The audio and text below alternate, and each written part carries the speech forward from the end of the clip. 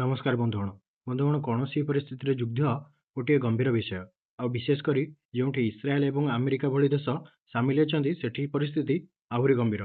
ତ ବର୍ତ୍ତମାନ ବନ୍ଧୁଗଣ, ଇରାନ ଉପରେ ଏମିତି ଗୋଟିଏ ଯୁଦ୍ଧ ଲଦି ଦିଆଯାଇଛି, ଯାହାକି ଗତ 24 ଘଣ୍ଟା ମଧ୍ୟରେ ଗୋଟିଏ ଚରମ ସୀମାକୁ ଛୁଇଁଲାଣି। ଆଉ ବର୍ତ୍ତମାନ ପରିସ୍ଥିତି ସମ୍ପୂର୍ଣ୍ଣ ଭାବେ ଆଉଟ୍ ଅଫ୍ କଣ୍ଟ୍ରୋଲ ହେବାକୁ ଲାଗିଲାଣି।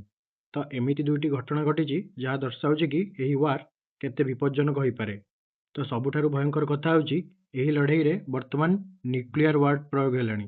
ତ ଆମେ ପୂର୍ବରୁ ଏହି ନ୍ୟୁକ୍ଲିୟର ଆଙ୍ଗେଲ ବିଷୟରେ କେବେ କଥା ହୋଇନଥିଲୁ, କାରଣ ଏଇଟା ଗୋଟେ ଏକ୍ସଟ୍ରିମ୍ ପରିସ୍ଥିତି ଥିଲା। କିନ୍ତୁ ଆଜି ପରିସ୍ଥିତି ଡିଫରେଣ୍ଟ ଅଛି। ଆଉ ଏହି ବିଷୟରେ ଆଲୋଚନା କରିବା ଜରୁରୀ ହୋଇପଡ଼ୁଛି, କାରଣ ବିପଦ ଏବେ ଦାଣ୍ଡରେ ଛିଡ଼ା ହେଲାଣି। କ'ଣ ସତରେ ଦୁନିଆ ଗୋଟେ ପରମାଣୁ ବିନାଶ ଆଡ଼କୁ ଯାଉଛି?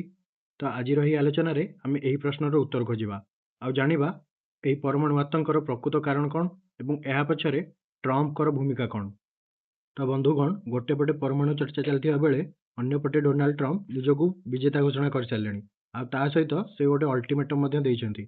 ଆଉ ଏହି ଚେତାବନୀ ଏତେ ଭୟଙ୍କର ଯେ ଯଦି ଇରାନ ଏହାକୁ ନ ମାନେ, ତେବେ ଆଗାମୀ 24ରୁ 48 ଘଣ୍ଟା ମଧ୍ୟରେ ଦୁନିଆରେ ପ୍ରବଳ ଉଥୁଲ ପୁଥୁଲ ଦେଖାଯାଇପାରେ।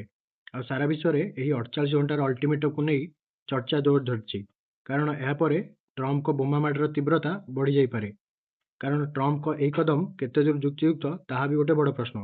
କ'ଣ ଟ୍ରମ୍ପ ସତରେ ଏହି ଯୁଦ୍ଧକୁ ଶେଷ କରିବାକୁ ଚାହୁଁଛନ୍ତି, ନା ଆହୁରି ବଢ଼ାଇବାକୁ ଚାହୁଁଛନ୍ତି? ତ ଆଜିର ମିଡ଼ିଆ ରିପୋର୍ଟ ଅନୁଯାୟୀ ଇରାନ ଏବଂ ଇସ୍ରାଏଲ ମଧ୍ୟରେ ଚାଲିଥିବା ଏହି ତିକ୍ତତା ଏବେ ଏକ ନୂଆ ରୂପ ନେଇଛି। ଆଉ ପରିସ୍ଥିତି କ'ଣ ଗୋଟେ ବିଶ୍ୱଯୁଦ୍ଧ ମୁହାଁ ମଧ୍ୟ ହେଲାଣି। ଆଉ ଏହା ହିଁ ଏବେ ସବୁଠାରୁ ବଡ଼ ଚିନ୍ତାର ବିଷୟ। ତାହେଲେ ପ୍ରଶ୍ନ ଉଠୁଛି, କ'ଣ ଇରାନ ସତରେ ଇସ୍ରାଏଲର ନ୍ୟୁକ୍ଲିୟର ଫ୍ୟାସିଲିଟି ଉପରେ ଆକ୍ରମଣ କରିଛି? ତ ମିଡ଼ିଆରେ ଏବେ ଏକ ଗୁଜବ ପ୍ରଚାର ହେଉଛି କି ଇରାନ ଇସ୍ରାଏଲର ପରମାଣୁ କେନ୍ଦ୍ର ଉପରେ ଆଟାକ୍ କରିଛି। ତ ବାସ୍ତବତା ଟିକେ ଭିନ୍ନ। ଇରାନ ସିଧାସଳଖ ସିମୋନ ପେରେସ୍ ବା ନ୍ୟୁକ୍ଲିୟର ଫ୍ୟାସିଲିଟି ଉପରେ ଆଟାକ୍ କରିନାହିଁ, ବରଂ ତା ପାଖରେ ଥିବା ଡିମୋନା ସହରକୁ ଟାର୍ଗେଟ୍ କରିଛି। ତ ଏହା ଏକ ପ୍ରକାର ରିଟାଲିଏସନ୍ ବା ପ୍ରତିଶୋଧ ଥିଲା। ଯେଉଁଭଳି ଭାବେ ଆମେରିକା ବାରମ୍ବାର ଆକ୍ରମଣ କରୁଛି, ତ ଇରାନ ଏହି ଆକ୍ରମଣ ମାଧ୍ୟମରେ ଗୋଟେ ସ୍ପଷ୍ଟ ମେସେଜ ଦେବାକୁ ଚାହୁଁଥିଲା। ତ ଯଦି ଆପଣଙ୍କୁ ଏହିଭଳି ଡିପ୍ ଜିଓପଲିଟିକାଲ ବ୍ରେକ୍ଡାଉନ୍ ପସନ୍ଦ ଆସୁଛି, ତେବେ ଆମ ଚ୍ୟାନେଲକୁ ସବସ୍କ୍ରାଇବ କରିଦିଅନ୍ତୁ, କାରଣ ଏହି ସୂଚନା ଆପଣଙ୍କୁ ପ୍ରକୃତ ଯୁଦ୍ଧର ସତ୍ୟ ବୁଝାଇବାରେ ସାହାଯ୍ୟ କରିବ। କ'ଣ ଇରାନର ଏହି ଚେତାବନୀ ଇସ୍ରାଏଲକୁ ଭୟଭୀତ କରିପାରିବ? ଆଉ ଡିମୋନା ଉପରେ ଆକ୍ରମଣ କେତେ ଗୁରୁତ୍ୱପୂର୍ଣ୍ଣ, କ'ଣ ପାଇଁ, କାହିଁକି, ତାହା ବୁଝିବା ପାଇଁ ଆମକୁ ଏକ ଉଦାହରଣ ଦେଖିବାକୁ ହେବ। ତ ବନ୍ଧୁଗଣ, ଆପଣ ଥରେ ଭାବିକି ଦେଖନ୍ତୁ, ତ ଯଦି କୌଣସି ଦେଶ ଆସି ଆମ ଦେଶର ବା ଭାରତର ଆଟମିକ୍ ରିସର୍ଚ୍ଚ ସେଣ୍ଟର BARC ବା ଭାବା ଆଟମିକ୍ ରିସର୍ଚ୍ଚ ସେଣ୍ଟର ନିକଟରେ ବୋମା ପକାଏ, ତେବେ ଆମର ପ୍ରତିକ୍ରିୟା କ'ଣ ହେବ? ଠିକ୍ ସେହିଭଳି ଇସ୍ରାଏଲ ପାଇଁ ଡିମୋନା ପ୍ଲାଣ୍ଟ ହେଉଛି ତାହାର ଶକ୍ତିର ମୂଳଦୁଆ। ଆଉ ଏହି ଫ୍ୟାସିଲିଟିରୁ ହିଁ ଇସ୍ରାଏଲ ତାହାର ପ୍ରଥମ 13ଟି ପରମାଣୁ ଅସ୍ତ୍ର ପାଇଥିଲା। ଆଉ ଆଜି ସେହି ପ୍ଲାଣ୍ଟ ପାଖରେ ବୋମା ପଡ଼ିବା ମାନେ ଇରାନ ଏକ ସଫା ମେସେଜ ଦେଉଛି, ଯଦି ମୋ ପରମାଣୁ କେନ୍ଦ୍ର ଉପରେ ଆଘାତ ଆସିବ, ତେବେ ତୁମେ ମଧ୍ୟ ସୁରକ୍ଷିତ ନୁହଁ। ଆଉ ଇସ୍ରାଏଲ ଏଥିପାଇଁ ଗୋଟେ ବଡ଼ ଚ୍ୟାଲେଞ୍ଜ, କାରଣ ସେମାନଙ୍କର ସବୁଠାରୁ ସୁରକ୍ଷିତ ସାଇଟ୍ ଏବେ ବିପଦରେ। କ'ଣ ଏହି ଘଟଣା ପରେ ଇସ୍ରାଏଲ ତାର ରଣନୀତି ବଦଳାଇବ, ନା ଏହା ଏକ ଭୟଙ୍କର ପ୍ରତିଶୋଧର ଆରମ୍ଭ? ତ ଆସନ୍ତୁ ବୁଝିବା ପୁରା ଗେମ୍ କ'ଣ ହେଉଛି। ତ ବନ୍ଧୁଗଣ, ଇସ୍ରାଏଲ ଯେଉଁ ଆଇରନ୍ ଡୋମ୍ ବା ପାଟ୍ରିଅଟ୍ ସିଷ୍ଟମକୁ ନେଇ ସାରା ବିଶ୍ୱରେ ଚର୍ଚ୍ଚିତ ଥିଲା, ସେଇଟା ବର୍ତ୍ତମାନ ଫେଲ୍ ମାରିଛି। ଆଉ ତାହା ସମ୍ପୂର୍ଣ୍ଣ ରୂପେ କୋଲାପ୍ସ କରିଯାଇଛି। ସବୁଠାରୁ ସୁରକ୍ଷିତ କହୁଥିବା ସ୍ଥାନରେ ଯଦି ଇରାନର ମିସାଇଲ୍ ମାଡ଼ କରିପାରୁଛି, ତେବେ ସେହି ମହଙ୍ଗା ଡିଫେନ୍ସ ସିଷ୍ଟମ ଗଲା କୁଆଡ଼େ? ଆଉ ଏହାର ସିଧାସଳଖ ଅର୍ଥ ହେଉଛି ଇରାନ ଏବେ ଯେତେବେଳେ ଚାହିଁବ, ଯେଉଁଠି ଚାହିଁବ ମିସାଇଲ୍ ପକାଇ ପାରିବ। ତ ଇରାନ ଦାବି କରୁଛି କି ଇସ୍ରାଏଲ ଆକାଶମାର୍ଗ ଉପରେ ଏବେ ସେମାନଙ୍କର ଡୋମିନେସନ୍ ବା କଣ୍ଟ୍ରୋଲ ରହିଛି। ତ ଆପଣ ଫାଇଟର ଜେଟ୍ ଚଲାଇ ପାରନ୍ତି, କିନ୍ତୁ ଇରାନର ମିସାଇଲ୍ ଆପଣଙ୍କ ଦେଶର ଯେକୌଣସି ସ୍ଥାନରେ ମଧ୍ୟ ଟାର୍ଗେଟ୍ କରିପାରିବ।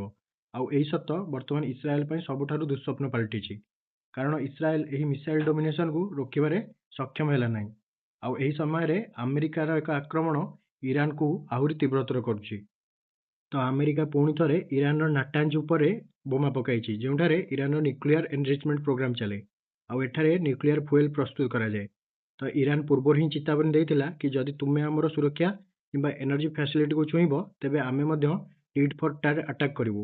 ତ ସେଥିପାଇଁ ଇରାନ ଏବେ ଇସ୍ରାଏଲର ପରମାଣୁ କେନ୍ଦ୍ର ନିକଟରେ ବୋମା ପକାଇ ପ୍ରମାଣ କରିଦେଲା ଯେ ସେମାନେ ମଧ୍ୟ ନିଜ ଜିଦ୍ରେ ଅଟଳ। ଆଉ ଏବେ ଇସ୍ରାଏଲ ପାଇଁ ସମସ୍ୟା ହେଉଛି, ଯଦି ସେ ଏହାର ଜବାବ ନ ଦିଏ, ତେବେ ତାର ଦବଦବା କମିଯିବ। କିନ୍ତୁ ଯଦି ଜବାବ ଦିଏ, ତେବେ ଏକ ବଡ଼ ଧରଣର ବିସ୍ଫୋରଣ ହେବା ନିଶ୍ଚିତ। ତ କ'ଣ ଏହା ଏକ ପୂର୍ଣ୍ଣାଙ୍ଗ ପରମାଣୁ ଯୁଦ୍ଧର ସୂତ୍ରପାତ କରିବ କି? ଆଉ ଏଠାରେ ଗୋଟିଏ ଗୁପ୍ତ ରଣନୀତି ମଧ୍ୟ କାମ କରୁଛି, ଯାହାକୁ ଆମେ କହିବା ଆଗକୁ ଦେଖିବା ସେ ଗୁପ୍ତ ରଣନୀତି କ'ଣ। ତ ଯୁଦ୍ଧ କ୍ଷେତ୍ରରେ ଏଇ ଯେଉଁ ଚର୍ଚ୍ଚିତ ରଣନୀତି ହେଉଛି ସାମସନ୍ ଅପସନ୍। ତ ସାମସନ୍ ଅପସନ୍ କ'ଣ? ଏହି ନୀତି ଇସ୍ରାଏଲକୁ ଅନୁମତି ଦିଏ ଯେ ଯଦି ଇସ୍ରାଏଲ ଫିଲ୍ କରିବ ଯଦି ତାର ଅସ୍ତିତ୍ୱ ବିପଦରେ ବା ଅସ୍ତିତ୍ୱ ଉପରେ ଆଞ୍ଚ ଆସୁଛି ତେବେ ସେ ତାର ପରମାଣୁ ପ୍ରତିଶୋଧ ନେଇପାରିବ। ଆଉ ଇସ୍ରାଏଲ ହୁଏତ ଏହା କରିବାକୁ ଚାହିଁବ। କ'ଣ ପାଇଁ ନା କାରଣ ତା ପାଖରେ ଅନ୍ୟ କୌଣସି ବିକଳ୍ପ ଦେଖାଯାଉନାହିଁ। ଆଉ ଏହାର ପରିଣାମ ହେବ ଭୟଙ୍କର। ଆଉ ଆନ୍ତର୍ଜାତିକ ସମୁଦାୟ ଯୋଉଟାକି ନାଟୋ ଦେଶଗୁଡ଼ିକ ମଧ୍ୟ ଇସ୍ରାଏଲ ଏଗେନଷ୍ଟରେ ଯିବାର ବହୁତ ସମ୍ଭାବନା ଅଛି। ତ ଇସ୍ରାଏଲ ଏବେ ନିଜକୁ ଆଇସୋଲେଟେଡ୍ ବା ଏକଘରିକିଆ ଫିଲ୍ କଲାଣି। ତଥାପି ଗାଜା ଏବଂ ଲେବାନନରେ ଇସ୍ରାଏଲ ଯେଭଳି ବର୍ବରତା ଦେଖାଇଥିଲା ତାହା ଦର୍ଶାଉଛି କି କୌଣସି ବି ସୀମା ଇସ୍ରାଏଲ ପାର କରିପାରେ। ତ ଇସ୍ରାଏଲ ସତରେ ଏହି ଆତ୍ମଘାତୀ ବଟନ ଯୋଉଟାକି ସାମସନ୍ ରଣନୀତି ଆପଣେଇବ କି? ଆଉ ଏହା ମଧ୍ୟରେ ଟ୍ରମ୍ପଙ୍କର କ'ଣ ଅସଲ ଲକ୍ଷ୍ୟ ଅଛି ତାହା ବି ମଧ୍ୟ ଧୀରେ ଧୀରେ ସାମ୍ନାକୁ ଆସୁଛି।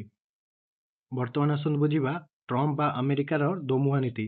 ତ ଟ୍ରମ୍ପ କହୁଛନ୍ତି କି ସେ ଯୁଦ୍ଧକୁ ଶୀଘ୍ର ଶେଷ କରିବାକୁ ଚାହୁଁଛନ୍ତି। ଆଉ ସେହି ଦିନ ହିଁ ସେ ନାଟାଞ୍ଜ ଉପରେ ଆଟାକ୍ କରୁଛନ୍ତି। ତ ଏହାର ଲଜିକ୍ କ'ଣ ବୁଝାପଡ଼ୁନି। ତ ଟ୍ରମ୍ପଙ୍କ ମୁଖ୍ୟ ଉଦ୍ଦେଶ୍ୟ ହେଉଛି ଇରାନ ଯେମିତି ଭବିଷ୍ୟତରେ କେବେ ବି ପରମାଣୁ ଅସ୍ତ୍ର ପ୍ରସ୍ତୁତ କରିପାରିବ ନାହିଁ। ଆଉ ଏଥିପାଇଁ ସେମାନେ ଟାର୍ଗେଟ ନଥିଲେ ମଧ୍ୟ ଅନ୍ଧାଧୁନ୍ଦ ବୋମାମାଡ଼ କରୁଛନ୍ତି। ଧନ୍ୟବାଦ ଯେ ଏପର୍ଯ୍ୟନ୍ତ କୌଣସି ରେଡିଓ ଆକ୍ଟିଭ ଲିକେଜ୍ ହୋଇନାହିଁ। କିନ୍ତୁ ଏହି ଲଢ଼େଇ ଇରାନର ଅସ୍ତିତ୍ୱ ଉପରେ ହିଁ ଡାଇରେକ୍ଟ ଆଟାକ୍। ତ ଯଦି ଆପଣ ଏହିପରି ଆନାଲିଟିକାଲ ଭିଡ଼ିଓ ଦେଖିବାକୁ ପସନ୍ଦ କରୁଛନ୍ତି ତେବେ ଆମ ସହିତ ଯୋଡ଼ି ହୋଇ ରୁହନ୍ତୁ। କାରଣ ଆମେ କେବଳ ଖବର ନୁହେଁ ବରଂ ଖବର ପଛର ରଣନୀତି ମଧ୍ୟ ବୁଝାଇଥାଉ। ଆଉ ଟ୍ରମ୍ପଙ୍କ ଧମକର ମାତ୍ର 3 ଘଣ୍ଟା ମଧ୍ୟରେ ଇରାନ ମଧ୍ୟ ତାହାର ଜବାବ ଦେଇଛି। ତ ସେମାନେ କହିଛନ୍ତି କି ଯଦି ଆମର ପାୱାର ପ୍ଲାଣ୍ଟକୁ ଆଘାତ ଲାଗେ ତେବେ ପ୍ରତିଶୋଧ 2 ଗୁଣା ନୁହେଁ ବରଂ 3 ଗୁଣା ହେବ। ଆଉ ଇରାନ ଏବେ ତାର ଆଟାକ୍ ଭେକ୍ଟରକୁ ବଢ଼ାଇ ଦେଇଛି ଯୋଉଟାକି ସେମାନେ ଆମେରିକାର ସହଯୋଗୀ ଗଲ୍ଫ କଣ୍ଟ୍ରି ଉପରେ ବା ସେମାନଙ୍କର ଏନର୍ଜି ଇନଫ୍ରାଷ୍ଟ୍ରକ୍ଚର ଉପରେ ଆଟାକ୍ ବଢ଼ାଇ ଦେଲେଣି। ଆଉ ଏପରିକି ଆମାଜନ ଏବଂ ମାଇକ୍ରୋସଫ୍ଟ ଭଳି ଯେଉଁ କମ୍ପାନୀ ଗୁଡ଼ା ଅଛନ୍ତି ତାର ଡାଟା ସେଣ୍ଟରକୁ ମଧ୍ୟ ଇରାନ ଟାର୍ଗେଟ କରୁଛି। ଆଉ ସବୁଠାରୁ ଭୟଙ୍କର ହେଉଛି ଯୋଉଟା ଡିସାଲିନେସନ ୱାଟର ପ୍ଲାଣ୍ଟସ୍ ଯୋଉଟା ଅଛି ଯାହାଦ୍ୱାରା ସମୁଦ୍ରର ପାଣିକୁ ପିଇବା ଉପଯୋଗୀ କରାଯାଏ। ଯଦି ଏହା ଉପରେ ଇରାନ ଆଟାକ୍ କରିଦେଲା ତେବେ କୋଟି କୋଟି ଲୋକ ପାଣି ବିନା ହିଁ ମରିଯିବେ। ଆଉ ଟ୍ରମ୍ପ ଏହି ବିପଦ ବିଷୟରେ ଜାଣିଛନ୍ତି କି ନାହିଁ ବା ଜାଣିକି ବି ଏହାର ପରବା ନାହିଁ ତାହା ବି ମଧ୍ୟ ଗୋଟେ ଭୟଙ୍କର ବିଷୟ। ଆଉ ଏଇଟାକୁ ବା ଏହି ବିଷୟଟି ଗେମ୍କୁ ଅଧିକ ଜଟିଳ କରିଦେଉଛି। ଆଉ ସବୁଠୁ ମଜାଦାର କଥା ହେଉଛି ଟ୍ରମ୍ପ ଭାବୁଛନ୍ତି କି ଷ୍ଟ୍ରେଟ୍ ଅଫ୍ ହରମୁଜ ବନ୍ଦ ଅଛି କିନ୍ତୁ ଇରାନ ବାରମ୍ବାର କହୁଛି କି ଏହା ଖୋଲା ଅଛି। ଆଉ କେବଳ ସେହିମାନଙ୍କ ପାଇଁ ବନ୍ଦ ଅଛି ଯେଉଁମାନେ ଆମେରିକା ଏବଂ ଇସ୍ରାଏଲର ସପୋର୍ଟର। ଯଦି ଆପଣ ଇରାନର ବନ୍ଧୁ ବା ଇରାନର ଫ୍ରେଣ୍ଡ ବା ଚାଇନିଜ ୟୁଆନରେ ଆପଣ ପଇସା ଦେବାକୁ ରେଡ଼ି ଅଛନ୍ତି ତେବେ ଆପଣଙ୍କ ଜାହାଜ ଷ୍ଟ୍ରେଟ୍ ଅଫ୍ ହରମୁଜ ଦେଇ ଇଜିଲି ଯାଇପାରିବ। ଆଉ ଏହାଦ୍ୱାରା ଇରାନ ଦୁନିଆରେ ଗୋଟେ ଫାଟ ସୃଷ୍ଟି କରିଦେଲାଣି। ତ ଯଦି ଆପଣ ଆମେରିକା ସହିତ ଅଛନ୍ତି ତେବେ ଆମେରିକା ପାଇଁ ବା ଆପଣଙ୍କ ପାଇଁ ବାଟ ବନ୍ଦ। ଆଉ ଇରାନର ଏହି ରଣନୀତି ଏବେ ଆମେରିକାର ଗ୍ଲୋବାଲ ଡୋମିନେସନକୁ ମଧ୍ୟ ଶେଷ କରିଦେଲାଣି। ଆଉ ସବୁଠୁ ବଡ଼ ପ୍ରଶ୍ନ ହେଉଛି ଇରାନ କ'ଣ ଏଇଟାକୁ କଣ୍ଟିନ୍ୟୁ କରିପାରିବ? ଆଉ ଟ୍ରମ୍ପଙ୍କ ପରାମର୍ଶଦାତାମାନେ ଭାବୁଛନ୍ତି ସେମାନେ ଆଟାକ୍ କରି ଇରାନର ପାୱାର ଷ୍ଟ୍ରକ୍ଚରକୁ ଡେଷ୍ଟ୍ରୟ କରିଦେବେ। କିନ୍ତୁ ସେମାନେ ଭୁଲ ବୁଝିଛନ୍ତି। ଇରାନର ପାୱାର ଷ୍ଟ୍ରକ୍ଚର ଏତେ ବଡ଼ ଯେ ଏବଂ ଏତେ ବିକେନ୍ଦ୍ରୀକୃତ ଯେ ତାକୁ ଧ୍ୱଂସ କରିବା ପାଇଁ ଅତି କମରେ 400ରୁ ଅଧିକ ପ୍ଲାଣ୍ଟକୁ ଉଡ଼ାଇବାକୁ ପଡ଼ିବ। ତ ଏହା କୌଣସି ବି ଦେଶ ପାଇଁ ଏତେ ସହଜ ନୁହେଁ। ଆଉ ଅନ୍ୟପଟେ ଇରାନ ତାର ବାଲିଷ୍ଟିକ୍ ମିସାଇଲ ମାଧ୍ୟମରେ ପ୍ରୁଭ୍ କରିଦେଲା କି ସେ ଇସ୍ରାଏଲ ପାୱାର ଗ୍ରିଡକୁ ଯେକୌଣସି ସମୟରେ ଧ୍ୱଂସ କରିଦେବ। ତ ଇରାନ ନିଜର ସବୁଠାରୁ ଘାତକ ମିସାଇଲକୁ ଏବେ ବି ବଞ୍ଚାଇକି ରଖିଛି ଏବଂ ସେଗୁଡ଼ିକୁ ସେ ଷ୍ଟ୍ରାଟେଜିକାଲି ୟୁଜ୍ କରୁଛି। ବନ୍ଧୁଗଣ ଇଂରାଜୀରେ ଗୋଟେ କଥା ଅଛି you become what you hate, ଯାହାକି ଇସ୍ରାଏଲ ଉପରେ ସଠିକ୍ ଆପ୍ଲାଏ ହେଉଛି।